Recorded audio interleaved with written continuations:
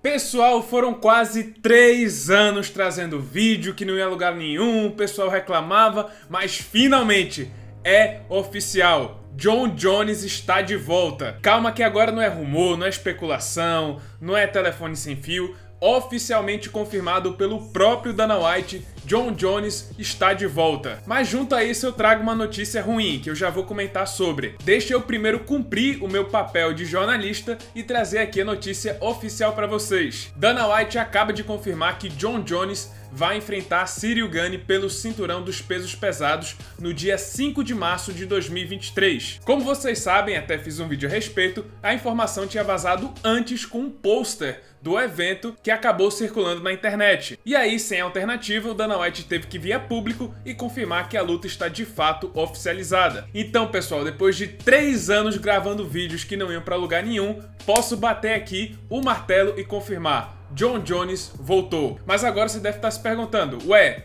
pelo cinturão dos pesos pesados? Cadê o Francis Ngannou? Ele não é o campeão? Então, chegamos à má notícia. Dana White também oficializou que Francis Ngannou está fora do UFC. Ele vai deixar o UFC. Dana White afirmou agora na coletiva de imprensa após o UFC Fight Night que tentaram de tudo para renovar o contrato com o Francis Ngannou e nada deu certo. Dana até chegou a dizer que o novo contrato para Ngannou faria dele o peso pesado mais bem pago de toda a história do UFC. E mesmo assim o camaronês não renovou. O que a gente pode deduzir é que o Dana White, mesmo com esse pagamento absurdo, não ofereceu para Ngannou a chance de lutar boxe. Eu quero falar sobre esse assunto, sobre a saída do Ngannou do UFC em um vídeo separado. Por hora, eu quero comentar mais sobre esse casamento, Jon Jones contra Ciryl Gane, que pra mim é a luta mais interessante dos últimos anos. Quem me acompanha sabe que eu vinha dizendo que Jones seria favorito contra Francis Ngannou, por causa do casamento de estilos. O plano A de Jones contra o camaronês certamente seria a luta agarrada, a principal fraqueza do Ngannou, e o motivo de Jones ter passado tanto tempo fazendo musculação. Ele queria ter a força para erguer Ngannou com suas quedas. E eu sei que o Ngannou evoluiu bastante no setor do grappling, tanto que até venceu o próprio Ciryl Gane dessa forma, mas aquilo foi o seu grappling ofensivo, que muitas vezes é bem melhor do que o seu defensivo. É que nem no boxe, você pode ser muito eficiente atacando, mas a sua defesa pode ser toda aberta, você pode engolir muito golpe, não saber movimentar a cabeça e etc. Inclusive, foi a falha no wrestling defensivo que custou a derrota de Ngannou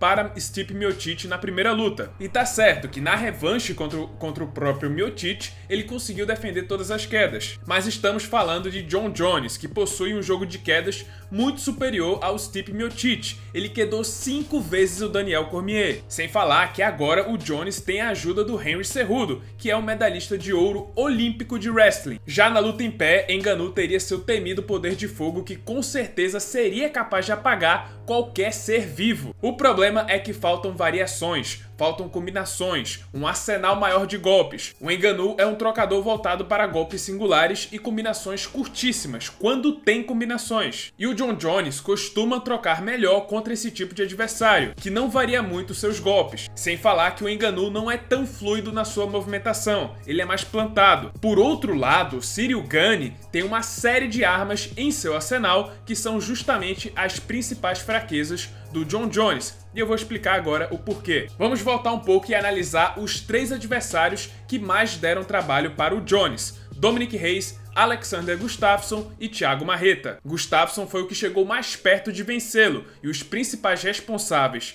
por essa performance foram as suas combinações focadas em ganchos e cruzados, movimentação intensa, ângulos de ataque enquanto se movimenta, defesa de quedas excelente e, claro, aguentou os 5 rounds completos. Aliado a isso, também teve a genética do Gustafsson. Ele era grande e tinha boa envergadura, compatível com Jon Jones. Acontece que o principal caminho para superar o Jones em pé é atacar em ângulos, com cruzados e ganchos, porque assim você consegue driblar aquela envergadura absurda. E fica melhor ainda se você tiver um braço tão grande quanto o dele, que foi o caso do Gustafsson. Mas para isso você precisa estar sempre se movimentando, não pode parar na frente do Jon Jones, porque se parar na frente você vai ser engolido pela sua envergadura e por seus chutes, principalmente os pisões no joelho. Se conseguir fazer isso, manter essa movimentação e os ataques em ângulo, a alternativa do Jones vai ser virar grappler, tentar as quedas. E no caso do Gustafsson, ele ainda conseguiu defender muito bem as investidas, fora que mostrou gás para lutar 5 rounds. Basicamente, o Gustafsson fez o jogo perfeito para vencer o Jon Jones, tanto que o então campeão basicamente venceu a luta na raça. Foi a primeira e única vez que vimos o real coração do Jon Jones. Ele caçou a vitória, saiu da zona de conforto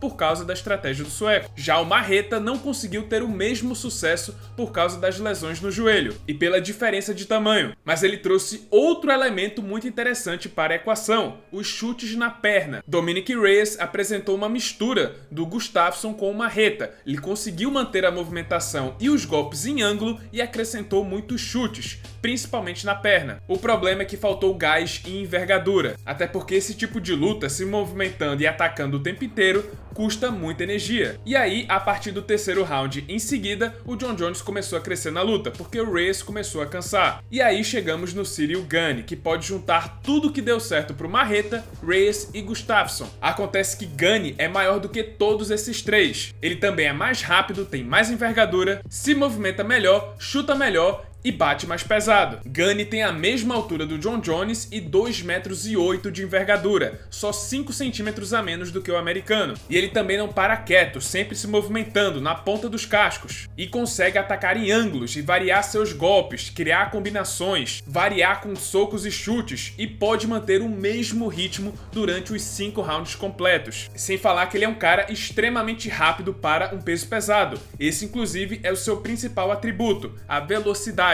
O único problema é o wrestling defensivo do Gane, que é realmente muito falho. Até o Francis Ngannou conseguiu dominá-lo nesse setor. E é aquilo, se o Ngannou, que sim, é muito forte, mas não tem tanta técnica assim no wrestling, conseguiu fazer isso com o Ciryl Gane, imagina o Jon Jones, que beleza, não tem a mesma força do Ngannou, mas tecnicamente é muito superior. Pra mim, esse vai ser o ponto-chave da luta, o que vai definir o vencedor, que é o quanto o Gane evoluiu no chão, porque se ele continua da mesma forma do que na luta contra o Ngannou, o caminho para o Jones fica bem claro, que é investir nas quedas, colocar o Gane pra baixo de novo e ficar dominando a luta pelo grappling. Mas se o Gane conseguir efetivamente defender as quedas e manter a luta em pé e fazer tudo aquilo que eu falei que o Gustafsson, que o Dominick Reyes e que o Marreta fizeram, ele tem tudo pra fazer história e bater o Jon Jones, porque como eu falei, ele é meio que a junção de todos os maiores adversários do Jones. Pra mim, esse vai ser o maior teste de toda a sua carreira. E em caso de vitória,